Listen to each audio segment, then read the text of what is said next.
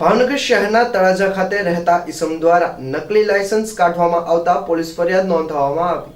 ભાવનગર શહેરના તળાજા ખાતે રહેતા એક ઈસમ દ્વારા બોગસ લાયસન્સ કાઢવામાં આવતા ભાવનગર એલસીબીમાં ફરિયાદ નોંધવામાં આવી હતી। મળતી વિગતો અનુસાર ઊંચા કોટડાના ડાઠા ગામે રહેતા દિનેશભાઈ માધાભાઈને લાયસન્સની જરૂર હોય તેથી તે તળાજા આવ્યા હતા। તળાજા આવીને તે જેવી નામના વ્યક્તિને મળ્યા હતા। આ વ્યક્તિએ ₹8,000 રોકડા લઈ લાયસન્સ બનાવી આપ્યું હતું, જેમાં આરોપી દ્વારા જૂના ચિપ અને ફોન્ટ યુઝ કરવામાં આવ્યા હતા। ફરિયાદીને ખબર પડતા લાયસન્સની ખરાઈ અર્થે આરટીઓ ખાતે મોકલી આપવામાં આવ્યું હતું, જે લગાવેલ ચિપ અને જૂના ફોન્ટ બંને ખોટા છે અને અધિકારીઓની સહી પણ ખોટી છે તેવું જાણવા મળ્યું હતું, કેમ કે આરટીઓ દ્વારા 2023 બાદ ચિપવાળા લાયસન્સ બનાવવાના બંધ કરવામાં આવ્યા હતા। ફરિયાદીને આ બાબતે જાણ થતાં ફરિયાદી દ્વારા પોલીસ તપાસ અર્થે ફરિયાદ નોંધાવવામાં આવી હતી। શિયાળ દિનેશભાઈ માધાભાઈ, ગામ નિશાકોટડા। દિનેશભાઈ, શું થયું તમારી સાથે? લાયસન્સ ખરીદી થઈને કઈ રીતને થઈને શેને લીધે થઈ?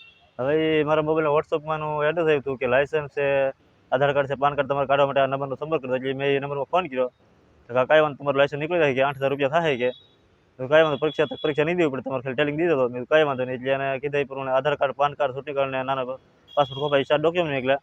એટલે ત્રીજા દિવસે એનો ફોન આવ્યો કે તમારું લાયસન્સ આવી ગયું, લીધો। મારે 11 વાગે આવવાનું છે અમદાવાદ, એટલે તમારું 10 વાગે તો તળાવથી લાયસન્સ લઈ જતો।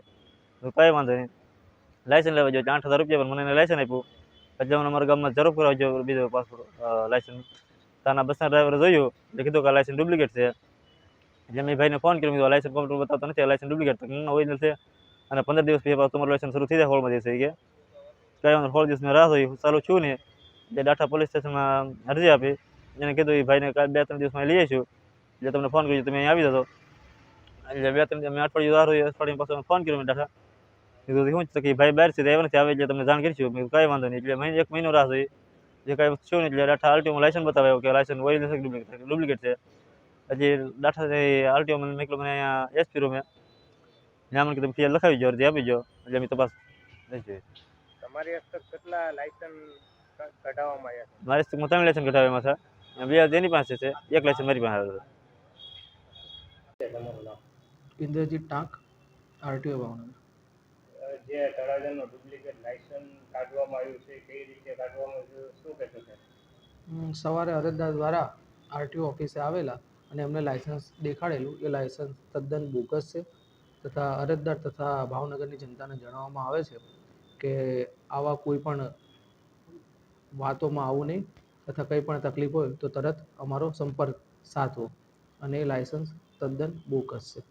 આરોપીની અટક કરવામાં આવશે કે નહીં? એ તો પોલીસનું કામ છે, એમને એફઆઈઆર નોંધાવશે, પછી જે પણ કાર્યવાહી કરવામાં આવશે એ પોલીસ લેવલે કરવામાં આવશે।